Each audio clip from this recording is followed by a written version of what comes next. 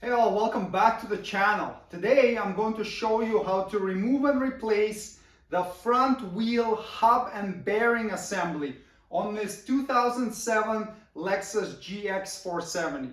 And the same procedure can be used on multiple other vehicles like the GX460 or the Toyota Tacoma or the 4Runner. You'll need to lift the corner of the vehicle up. Either lift up by the frame rail right there, or you can also lift by the front lower control arm. Make your decision based on what's most convenient to you, and make sure to use a jack stand, not just a jack, to support the vehicle. Remove the lug nuts using a 21mm socket.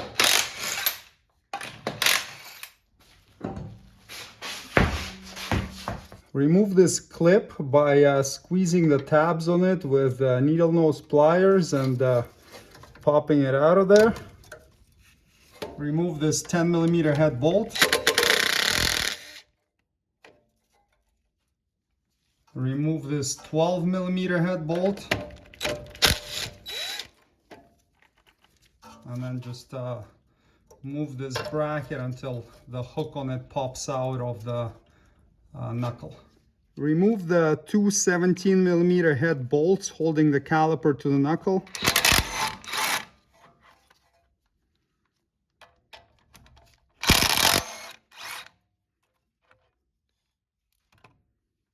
Don't allow the caliper to fall down right now.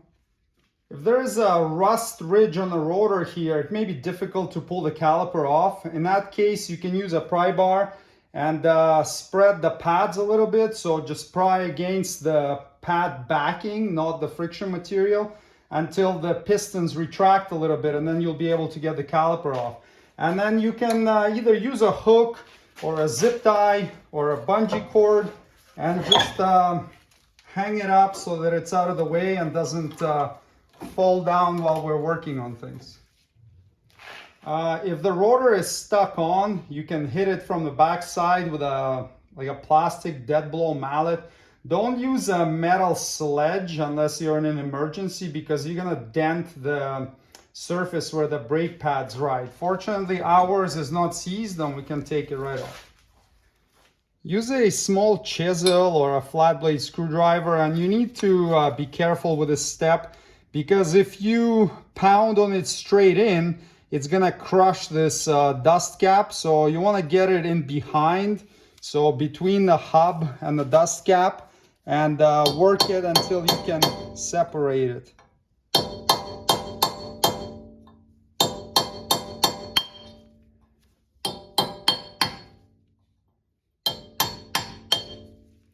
And now you should be able to pry it off like that. Now remove this cotter pin.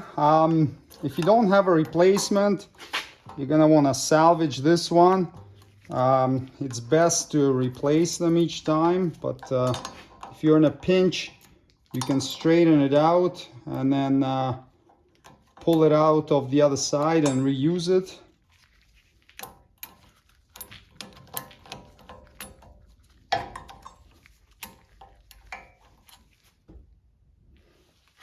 Take off the lock washer. Remove the nut with a 35mm socket.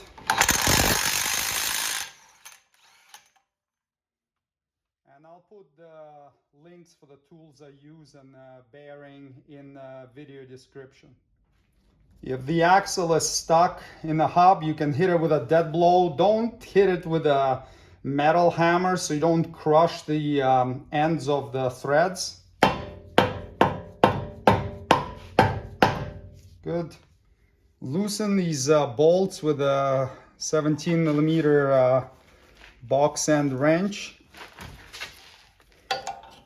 You won't be able to remove the bolts completely because the hub prevents you from doing so. And also we can use these bolts to separate the hub and bearing from the knuckle, because oftentimes it's really seized on there. And there's a little trick I'll show you that I use.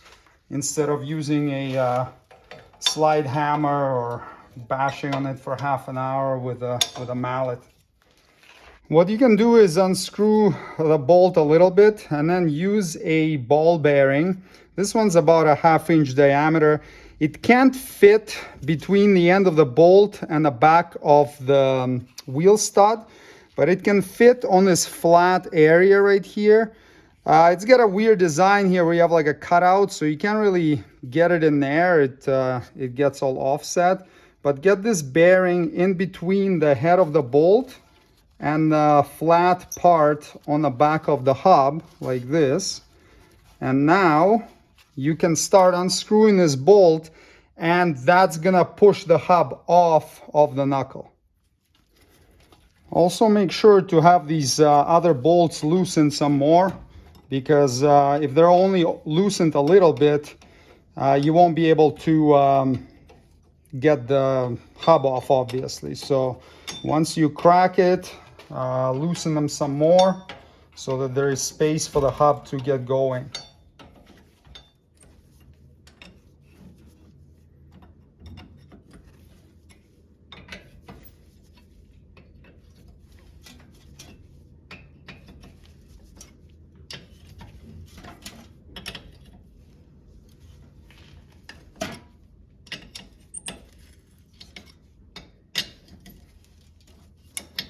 All right, feels like it's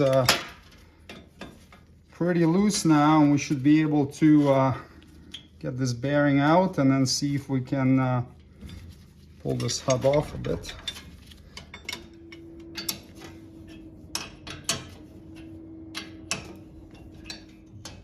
And just keep working it around. Depending on how seized it's in there, it may be more or less time consuming to get it off, but eventually it will come off.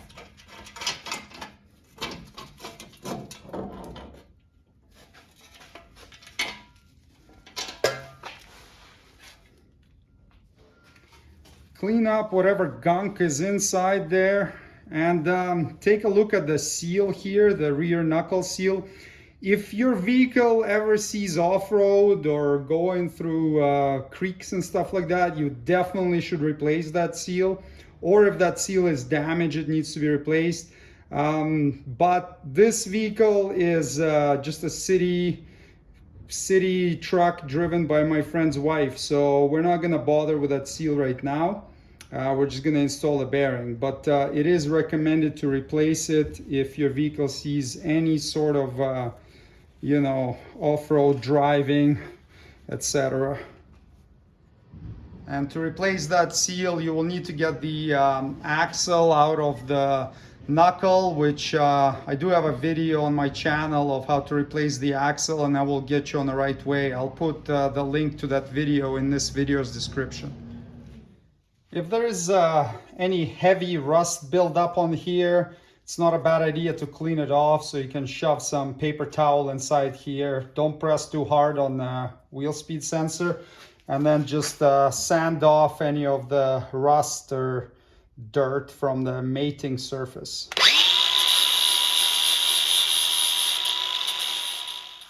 Also take a look at this chamfer right here. So that's where the O-ring on the back of the bearing is going to sit. And sometimes you get a bit of a rust buildup in there. I wouldn't use a power tool inside there, because you can quickly grind it out of shape, and then you're going to have a gap. So you can just use some fine sandpaper and just go around and sand this little lip until it's nice and smooth and doesn't have any rust sticking off of it. Once you're satisfied with your job, you can start reassembling. If you replace the seal, or even if you didn't, you could apply a little bit of either petroleum or white lithium grease on it. Just be careful with the axle so you're not you know, bashing the axle on that seal, and then install it nice and straight in there. Give everything a final wipe before reassembly. Don't forget to install the O-ring on the back of the bearing, and you can put a very light coat of grease on it as well, just to help it seal in there. And some people put a very light coat around here as well, so that if this bearing fails again, it's a little bit easier to get it out next time. If this backing plate is all rusted, clean up the mating surface gently as well. Lastly, again, some people like to put a little bit of grease on the splines so that the axle doesn't get stuck in the hub. Your call whether you want to do this or not. And now we can line up the backing plate and then get our nice new wheel bearing on there.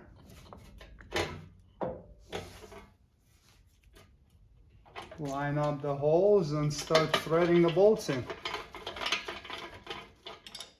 Now go around and evenly tighten all these bolts. The torque spec on them is 59 foot-pounds, but unless you have like a crowfoot wrench adapter, it's unlikely that you'll be able to get a torque wrench in there to tighten them. So just make sure that they're nice and snug and they're not gonna come out.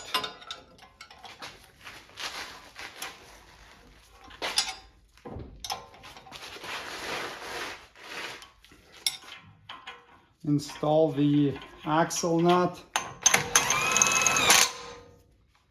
There are a few ways to tighten it. You can give it a bunch of ugga-duggas with an impact gun, or if you want to torque it, you can hold the hub from turning with pry bar, or you can assemble the brakes and do it that way, and that's what I'm going to do. Wire brush the inside of the rotor to get rid of any rust buildup in there.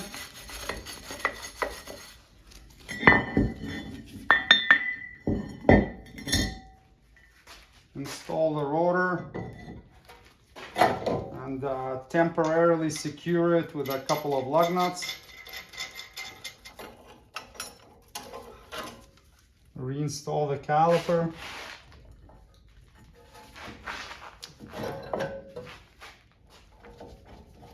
Put the two caliper bolts back in. Torque these bolts to 91 foot-pounds.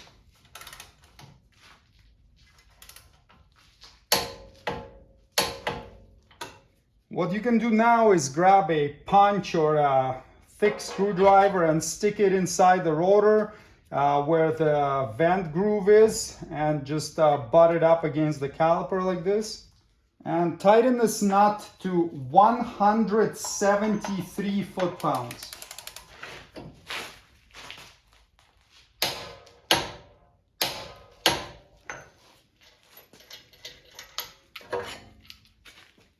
Install the little lock washer in a way that one of the slots lines up with a hole in the axle, and then grab your new cotter pin, feed it through the hole, and then you can use side cutters to just get it over like this, and make sure it's not gonna come out. Some people like putting a little bit of grease on the lip of this dust cap, just to make it easier to remove next time and prevent moisture from getting in there. Now we can line it up and tap it back on.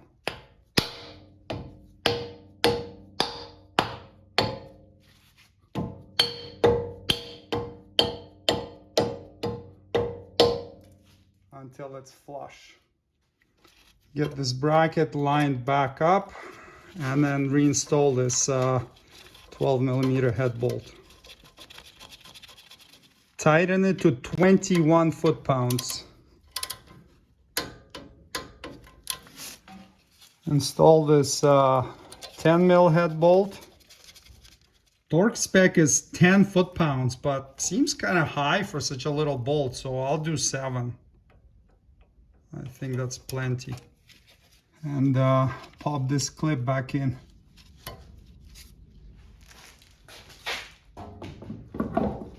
Reinstall the wheel with the 6 lug nuts. Temporarily tighten them in a crisscross direction. Once you lower the vehicle, tighten the lug nuts to 83 foot-pounds.